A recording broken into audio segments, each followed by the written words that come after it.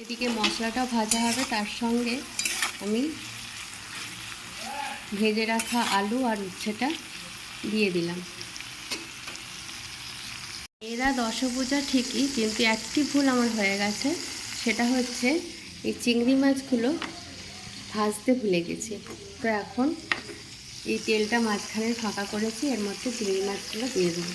চিংড়ি মাছ তো বেশি ভাজারও প্রয়োজন হয় না, আর এতে গন্ধও ছাড়বে না।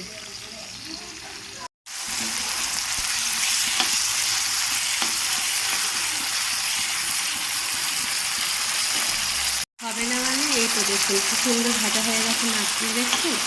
আর চিংড়ি মাছ বেশি ভাজলে না ছিদ্র টাইপের হয়ে যায়, শক্ত টাইপের হয়ে যায়। এরপরে এটার সাথে মিশিয়ে নেব ভালো করে, সবজিগুলোর সাথে মশলার সাথে চিংড়ি মাছটা মিশিয়ে নিলাম। খুব সহজ পদ্ধতিতে এবং খুব তাড়াতাড়ি রান্নাটা হয়ে যায়।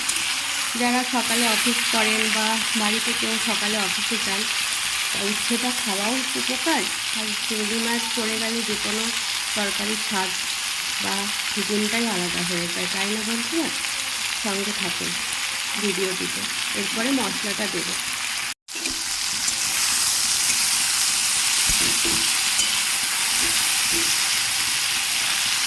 বানালাম চিংড়ি মাছ দিয়ে, উচ্ছে দিয়ে, আলু দিয়ে চচ্চড়ি। খুব ইউনিক একটা রেসিপি। সবাই ভালো থাকবেন, সুস্থ থাকবেন, সাবধানে থাকবেন। দেখা হচ্ছে নেক্সট ভিডিওতে।